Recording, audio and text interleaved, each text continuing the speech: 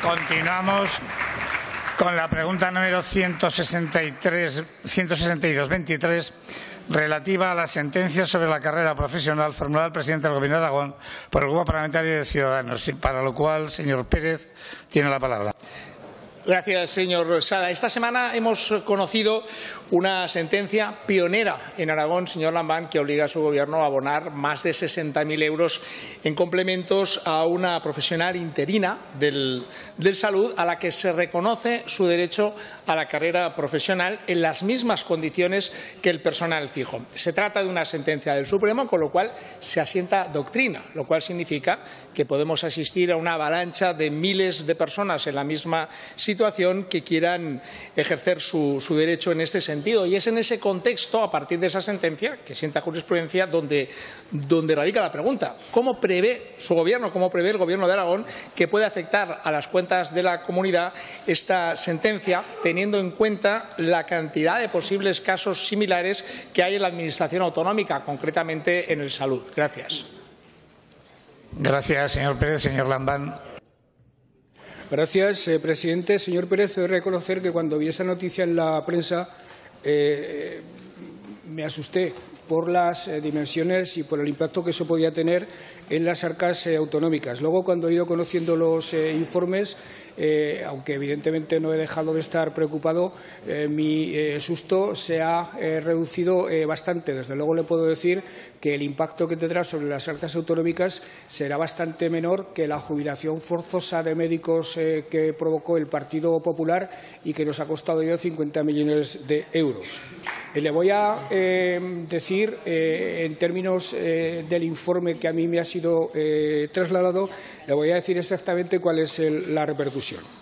El reconocimiento del componente singular de perfeccionamiento profesional, que es, como así se llama el asunto al que usted se refiere, deviene de acuerdos alcanzados en 2005 por las respectivas mesas sectoriales.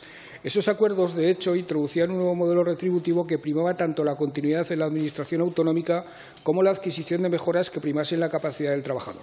Asimismo, se establecían una serie de requisitos que exigían la actitud proactiva del interesado, solicitando este reconocimiento y la acumulación de una serie de años de servicio.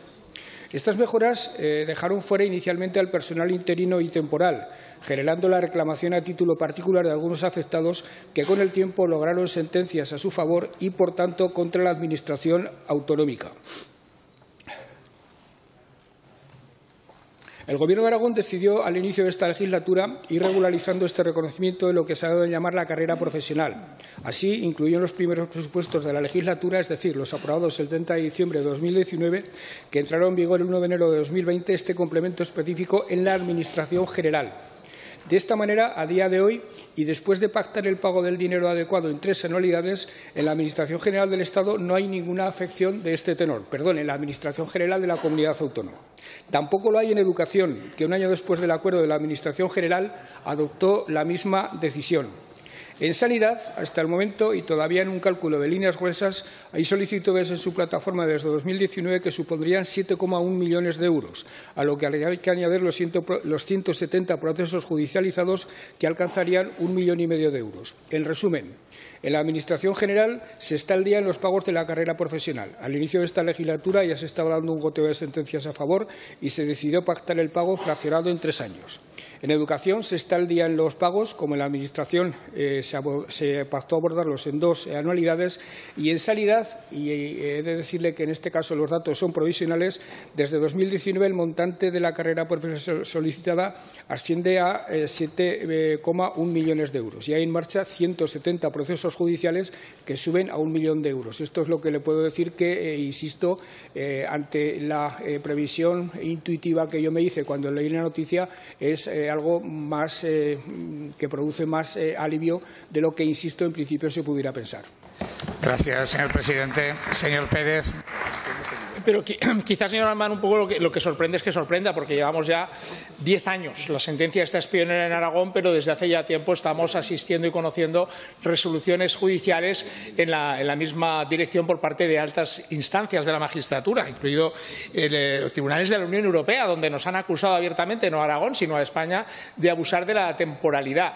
Usted está dando el dato en tiempo real, es normal, es el dato que conoce, pero quizá la preocupación que debemos sentir todos de cara a la repercusión en nuestras cuentas públicas es ese aluvión, por decirlo de alguna manera, de demanda que se puede generar por parte de miles de trabajadores en las mismas circunstancias. Yo, en este sentido, quizá, más que una pregunta en la segunda parte, quizá lo que haría sería una sugerencia. Ayer la consejera Sira Repollés decía que habíamos reducido hasta el 19% esa temporalidad, pero quizá lo que hay que hacer es avanzar precisamente en ese plan de estabilización del empleo y quizá, y esto al señor Pérez Anadón le puede interesar, tratar de alcanzar algún preacuerdo judicial con todos los afectados que de alguna manera nos lleve a aquello de que más vale un mal arreglo que un buen pleito en todos los sentidos, pero que sea para poder solucionar este tema cuanto antes, que la gente que tiene derecho a ello cobre y tratar de que el impacto en las cuentas públicas sea el menor posible. Como le digo, es más una sugerencia casi que segunda parte de la pregunta.